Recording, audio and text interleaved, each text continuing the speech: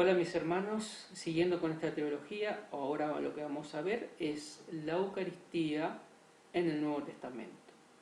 Para esto la vamos a dividir en 4 partes, que sería la promesa, o sea, cuando Jesús prometió la Eucaristía, la institución de la Eucaristía, la confirmación de la Eucaristía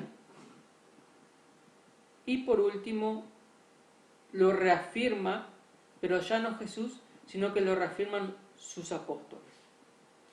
Entonces, para empezar con la promesa, tenemos que ver que antes de que Jesús haga esa promesa, de que, bueno, ahora la vamos a ver, esta promesa viene acompañada con milagros. Y estos milagros tienen que ver con Jesús siendo Dios. Él puede hacer cosas fuera de lo natural. Antes de dar la promesa, Jesús hizo la multiplicación de panes y de peces. Es decir, que Jesús multiplicó los panes. Eso sería algo, digamos, que no es natural. O sea, nosotros no podemos decir, tengo 5 panes y que salgan 100. Eso lo hizo Jesús porque Jesús es Dios y así lo hizo. ¿Qué más hizo Jesús diciendo yo hago cosas que no son regidas por las leyes naturales? Antes de eso pasó de un lado al otro, él caminó sobre las aguas. ¿Se acuerdan? Entonces fíjense, él como que se dice que él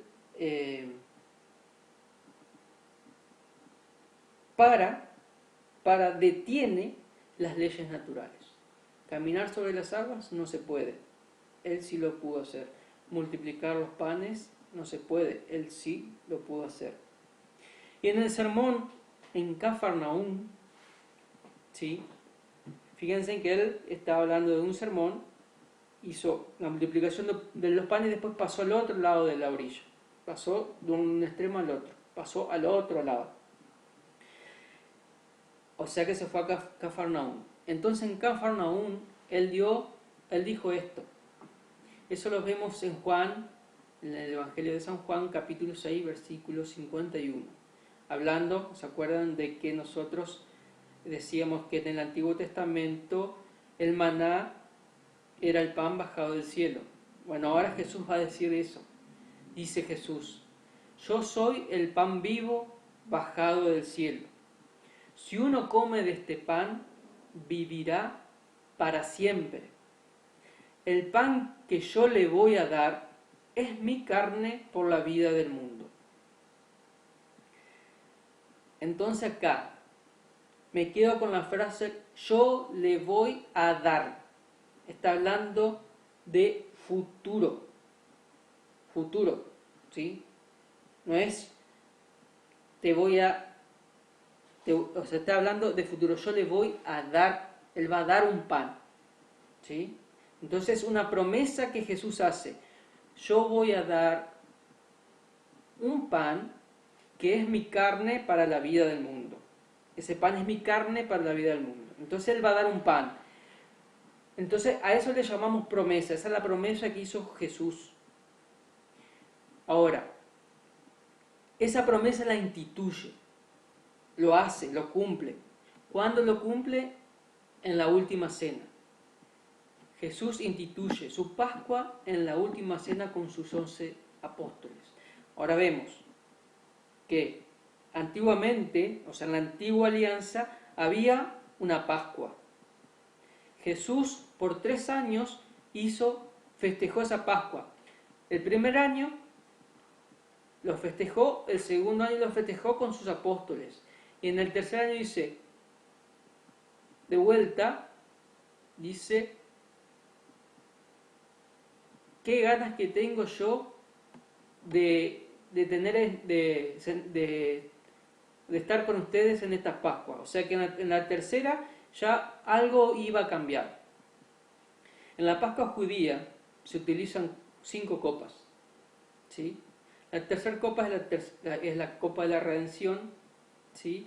Y la última copa es la copa de Elías, que no se tomaba. O sea que los judíos tomaban 4 copas y la última copa no la tomaban, la dejaban ahí para que algún día venga el profeta Elías y la tome. Entonces la dejaban llena, pero nadie la tomaba. Acá, la primer Pascua, que él tuvo 3 años con los apóstoles. La primer Pascua la hizo igual que lo hacen todos los judíos y la siguen haciendo actualmente. El segundo año hizo exactamente lo mismo, se hizo la Pascua judía. Ahora, ya el tercer año ya cambió algo. Dice que en la última cena, en Mateo, capítulo 26, del versículo 26 al 29, dice: mientras estaban comiendo, tomó Jesús pan y lo bendijo. Eso se llama Ficomen. No sé si se acuerdan, y si no se acuerdan, vean la Pascua Eterna de Fran Morera. Ahí le va a explicar lo que es la Pascua judía. La Ficomen es como una galleta, no es una galleta, es una torta frita, lo que dicen chipacuerito, ¿sí? Pero color blanca, no color marrón, ¿sí? Grande. Y en la fiesta judía se tenían 3 panes. El aficomen era el del medio. 3 panes, para nosotros Padre, Hijo y Espíritu Santo. El del medio sería Jesús. De los 3 panes se escondía uno. En la tercera copa de la redención se buscaba el aficomen, y quien lo encontraba, después se lo ponían ahí, lo partían y se los daban y lo comían y seguía la. Pero acá cambió, porque Jesús partió el aficomen, ese pan, ese segundo pan que significa el Hijo. Y dice la Biblia en el capítulo 26, mientras estaban comiendo tomó Jesús pan y lo bendijo. Eso es una acción de gracia. Eucaristía. Lo partió y dándoselo a sus discípulos dijo: acá donde cambió todo. Ya esto los judíos no lo hacían. Tomad y comed, este es mi cuerpo. Tomó luego una copa y dadas las gracias, otra vez acción de gracias, eso se llama Eucaristía, se la dio diciendo: bebed de ellas todos, porque esta es mi sangre de la alianza, que es derramada por muchos para perdón de los pecados, para el perdón de los pecados. Y os digo que desde ahora no beberé de este producto de la vid, hasta el día en que lo beba con vosotros nuevo en el reino de mi Padre. Eso lo estableció en Mateo. En Marcos, exactamente lo mismo. Cambia nomás unas palabras donde dice: yo aseguro que no beberé del producto de la vid hasta el día en que lo beba nuevo en el reino de Dios. En Lucas, capítulo 22, versículo del 19 al 20, dice: tomó luego pan y dadas las gracias, Eucaristía, lo partió y se lo dio diciendo: este es mi cuerpo, que es entregado por vosotros. Haced esto en recuerdo mío. De igual modo, después de cenar, tomó la copa diciendo: esta copa es la nueva alianza en mi sangre, que es derramada por vosotros. Nueva alianza, nueva alianza. Esta es la nueva alianza que establece Dios con los hombres. Nueva alianza, nuevo pacto, nuevo testamento. Bien, entonces tenemos que en la última cena Jesús establece, sino que instituye la Eucaristía, la instituye. Y en la mesa de esa institución hay, por un lado hay pan y por el otro lado hay vino. Y ese pan y ese vino ya no es pan, ya no es vino, sino que el cuerpo, sangre, alma y divinidad de nuestro Señor Jesucristo. Bien, pero como los apóstoles son muy cabeza dura y todavía no entendían qué quería decir Jesús con esto, lo vuelve a confirmar. ¿Sí? Entonces, ¿cuándo lo confirma? Esto es largo, ¿sí? La confirmación la hace en el camino de Emaús de nuevo. hace lo mismo con el pan y el vino. Es decir, que ya resucitado Jesús, antes de la cena, ¿sí?, Jesús establece, se entrega como cordero pascual, muere, al tercer día resucita. Ya resucitado, hay dos, bueno, les leo lo que dice Lucas 24 del 3 al 35. Dice: y sucedió que mientras ellos conversaban y discutían, venían caminando los discípulos, el mismo Jesús se acercó y siguió con ellos, pero sus ojos estaban retenidos para que no lo conocieran. Él les dijo: ¿de qué discutís entre vosotros mientras vais andando?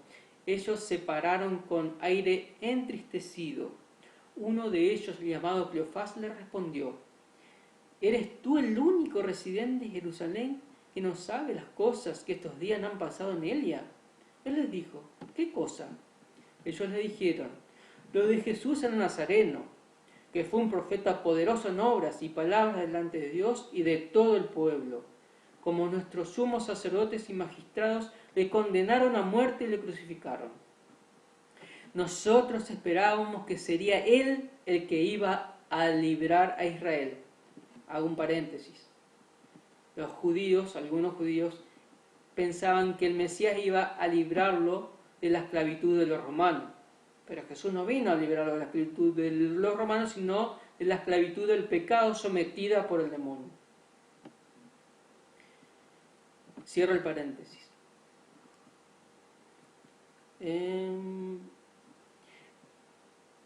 Nosotros esperábamos que sería él el que iba a librar a Israel, pero con todas estas cosas ya llevamos 3 días desde que esto pasó. El caso es que algunas mujeres de las nuestras nos han sobresaltado, porque fueron de madrugada al sepulcro y al no hallar su cuerpo vinieron diciendo que hasta habían visto una aparición de ángeles que decían que él vivía. Fueron también algunos de los nuestros al sepulcro y lo hallaron tal como las mujeres habían dicho, pero a él no lo vieron. Él les dijo: oh insensatos y tardos de corazón para creer todo lo que dijeron los profetas.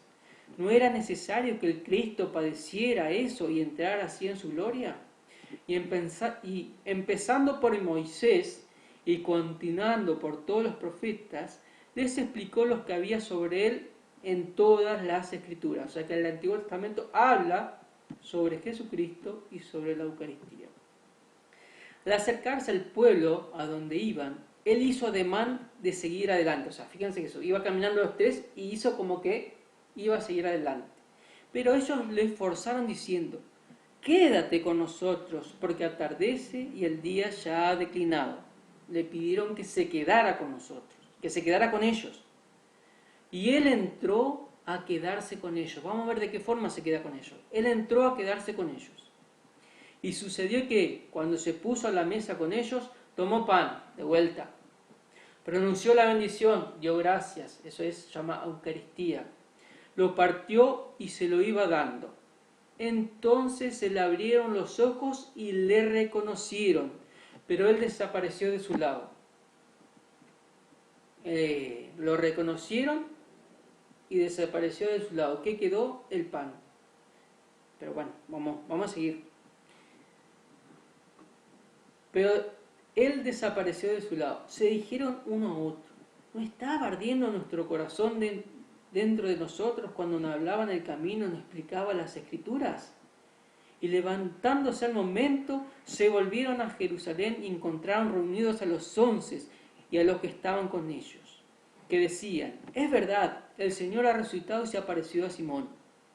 Ellos, por su parte, contaron lo que había pasado en el camino y cómo lo habían conocido en la fracción del pan. Lo reconocieron en la fracción del pan.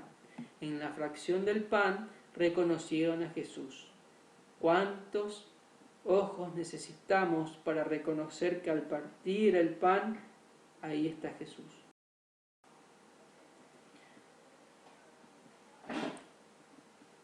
Entonces ahí, en el reconocimiento de la fracción del pan, reconocieron a Jesús. ¿Y cómo lo habían conocido? En la fracción del pan. Entonces tenemos que los apóstoles y los discípulos encontraron una forma de encontrarse con Jesús, es a través de la Eucaristía, de la acción de gracias. Pero tenemos que verlo también después qué hicieron los apóstoles. ¿Siguieron celebrando esto o no lo siguieron celebrando? ¿Es algo que lo inventó la Iglesia y ya está? ¿La Eucaristía no existe? ¿O se siguió haciendo esto porque era importante para la Iglesia y para los apóstoles? Entonces vemos que el apóstol Pablo vuelve a reafirmar la Eucaristía con las mismas palabras que había dicho Jesús. Lo reafirma nuevamente. Pablo reafirma. Y Pablo no era un apóstol directo, es decir, que Pablo hacía lo que los demás le enseñaban, porque él no lo aprendió, él no estuvo en la última cena, pero sin embargo lo sabía hacer. Entonces él aprendió de los demás apóstoles cómo se encontraban con Jesús, cuál era la forma de encontrarse con Jesús, cómo alimentarse de nuevo. Yo les voy a dar el pan vivo bajado del cielo. El que coma este pan vivirá para siempre. El pan que yo daré es mi carne para la vida del mundo. Entonces vemos esto, vamos a mirar en Hechos de los Apóstoles, o sea que ya no estamos en los Evangelios, sino qué hicieron los apóstoles, si siguieron haciendo la acción de gracias o ya no lo hacían más. Entonces vamos a ver, en 1 Corintios capítulo 10, el versículo del 16 a 17, ¿qué hacía Pablo? Dice, repito, 1 Corintios capítulo 10, del versículo 16 al 17. La copa de bendición que bendecimos, ¿no es acaso comunión con la sangre de Cristo? Y el pan que partimos, ¿no es comunión con el cuerpo de Cristo? Pero aún siendo muchos, un solo pan y un solo cuerpo somos, pues todos participamos de un solo pan. Yo soy el pan vivo bajado del cielo. Ese es el pan que sigue reafirmando Pablo. Y el pan ese es uno solo, porque uno solo es el cuerpo de Cristo. Y ese pan es el cuerpo de Cristo. Pero vamos a seguir, porque sigue en otras. Vamos a seguir ahora 1 Corintios, un capítulo más adelante, en el capítulo 11, del versículo 24 al 30, dice, acá describe bien lo que hizo Jesús y lo que sigue haciendo la iglesia, tanto Pablo como los apóstoles, porque Pablo aprendió de lo que hacían los apóstoles porque no estuvo en la última cena. Y Pablo dice, y después de dar gracia, lo partió y dijo, este es mi cuerpo que se da por vosotros, haced esto en recuerdo mío. Asimismo, también tomó la copa después de cenar, diciendo, esta copa es la nueva alianza en mi sangre. Cuantas veces la beberéis, hacedlo en recuerdo mío. Pues cada vez que coméis de este pan y bebéis esta copa, anunciáis la muerte del Señor hasta que venga. Por tanto, quien coma el pan y bebe la copa del Señor indignamente, será reo del cuerpo y de la sangre del Señor. Examínese pues cada cual y coma así el pan y beba de la copa, pues quien come y bebe sin discernir el cuerpo, come y bebe su propio castigo. Por eso hay entre vosotros muchos enfermos y muchos débiles, y mueren no pocos. Entonces acá tenemos que el mismo Pablo hace exactamente lo que enseñó Jesús en la última cena. Y esa última cena dice, pues cada vez que coméis de este pan y bebéis de esta copa, anunciáis la muerte del Señor hasta que venga. Por eso nosotros decimos que la Eucaristía es la misa es la actualización del sacrificio de Jesús. Es decir, que se vuelve a actualizar, no es una repetición, es una actualización, se actualiza. Acá yo no sé cómo es. Si nosotros vamos, en realidad Dios no tiene pasado, no tiene futuro, vive un continuo presente. En ese continuo presente nosotros estamos viviendo, estamos en la última cena. Cada misa nosotros estamos en la última cena porque se actualiza. Estamos en la última cena, estamos al pie de la cruz y estamos también cuando Jesús resucita. Esos tres misterios los vivimos. Última cena, pasión y resurrección los vivimos en nuestra misa. Y no es poco. O sea que estamos viviendo nuevamente Jesús sacrificado en la cruz por nosotros. Nuevamente se sacrifica para que nosotros a través de Él podamos tener vida eterna. Pero para poder tener vida eterna tenemos que discernir qué es lo que estamos comiendo y qué es lo que estamos bebiendo, dice. Por eso dice, examínese pues cada cual y coma así el pan y beba de la copa. Entonces tenemos que saber que lo que estamos comiendo no es vino y no es pan, sino que es el mismo Jesucristo, cuerpo, sangre, alma y divinidad. Y para eso necesitamos fe, porque cuando yo veo la hostia, no estoy viendo a Jesús ahí. No estoy viendo su cuerpo, no estoy viendo su pelo, no estoy viendo sus ojos, no estoy viendo nada. Es la fe los que nos alimenta la esperanza de que comiendo eso, algún día vamos a resucitar con Él. Pero siempre comiendo y discerniendo que nosotros creemos en eso. Si nosotros no creemos en eso, no tuviéramos que pasar a comulgar. Bueno, esto es todo por hoy y nos queda ver ahora qué dice la Iglesia, o sea, en la Eucaristía propiamente dicha, qué es y qué pasa en el acto mismo de la Eucaristía. Y eso lo vamos a ver en la próxima trilogía. Que tengan un bendecido día y hasta la próxima.